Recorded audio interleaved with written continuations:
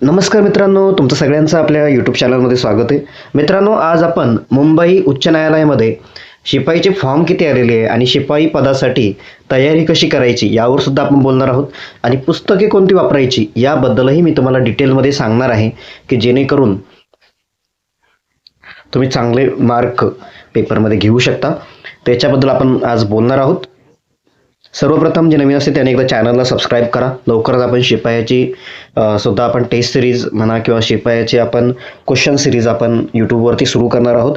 आणि topic wise question series असणार आहे आपली, मिक्स नाही. पहिले आपल्याला टॉपिक कंप्लीट करायचे आणि त्याच्यानंतर आपण मिक्स टेस्ट सिरीज आपण सुरू करणार आहोत. आणि मागचे झालेले पेपर सुद्धा आपण घेणार आहोत.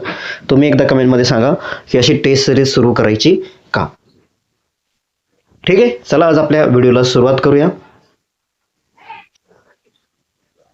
पहिल्यांदा आपण बोलूया फॉर्म किती आले. फॉर्म किती आले या विषयावर आपण बोलूया. तर मित्रांनो जवळजवळ फॉर्म जे आलेले आहे, आता माझ्या मित्रांनो 1-2 वाजे दरम्यान फॉर्म भरला होता. तर त्याचं 2,20,000 प्लस इथपर्यंत 2,20,000च्या आसपास होता. तर लक्षात ठेवा, तुम्हाला फॉर्म ॲटलिस्ट सरासरी धरा तुम्ही. एक्झॅक्ट आकडा तर मला पण माहिती नाही, पण 2,40,000 एवढे फॉर्म आलेले आहेत.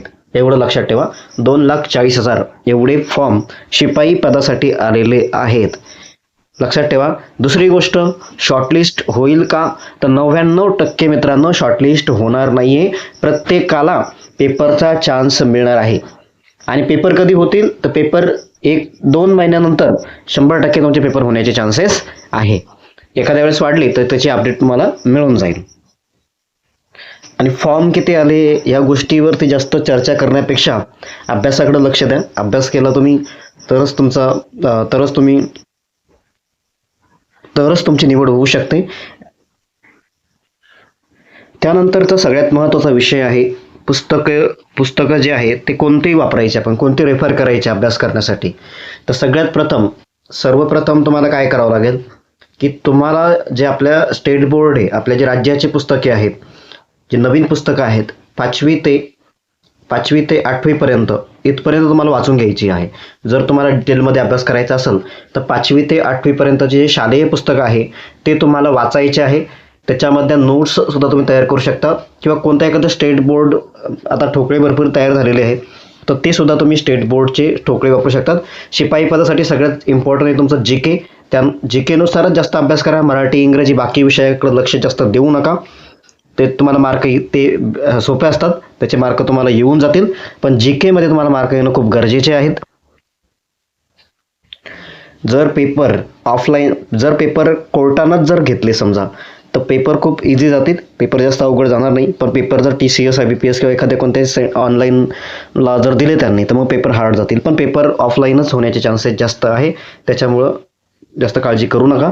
आणि पुस्तकं वापरण्यासाठी तुम्ही 5वी ते 8वी पर्यंतचे जे शालेय पुस्तकं आहे ते एकदा वाचून घ्या. आणि ज्यांना असं वाटतं की हे मी वाचू शकत नाही, माझ्याकडे एवढा वेळ नाही, तर त्यांना मी एक सोल्युशन सांगतो. सगळ्यात सिम्पल सोल्युशन आहे आपल्याकडं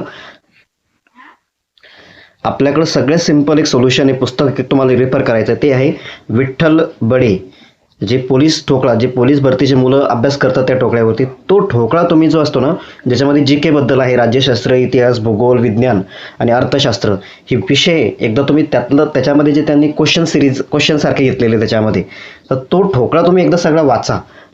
एखादा महिना तुम्ही त्याला द्या, एकदा चांगला वाचून घ्या आणि नंतर टेस्ट सिरीज सोडून बघा तुम्हाला किती फायदा होतो. आणि चालू घडामोडी हा टॉपिक सगळ्यात इम्पॉर्टंट आहे शिपाईसाठी, लक्षात ठेवा. तर याच्यावरती सुद्धा भरपूर प्रश्न येऊ शकतात. पुरस्कार असतील किंवा बाकी जे पण काही घडामोडी असतील, चालू घडामोडी, त्या तुमच्या पाठच पाहिजे. आणि जर तुम्ही विठ्ठल बडेचं, मला असं वाटतं, पोलीस ठोकळा आणि चालू घडामोडी जर चांगल्या केल्या तर कमीत कमी तुम्हाला 20+ मार्क येतील मित्रांनो. 20+ मार्काची हमी मी तुम्हाला देऊ शकतो. पण तुम्हाला चांगलं वाचावं लागेल, चांगलं त्यातलं बघावं लागेल. टॉपिक ठरवा. राज्यशास्त्र घेतलं त्याला 10 दिवस वाचून टाका, इतिहास 10 दिवस वाचून टाका. तुम्हाला चांगला फायदा हे विठ्ठल बडे पोलीस ठोकळ्यामुळे होऊ शकतो. आणि यातलेच प्रश्न येतील, याच्या बाहेरचे काही प्रश्न येणार नाही, जास्त हार्ड क्वेश्चन असणारच नाही. त्याच्यामुळे तुम्ही हे सुद्धा वाचू शकता.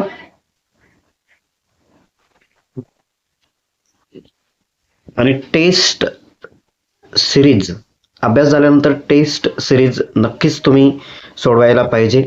टेस्ट सिरीज तुम्ही लावून घ्या कुठंतरी.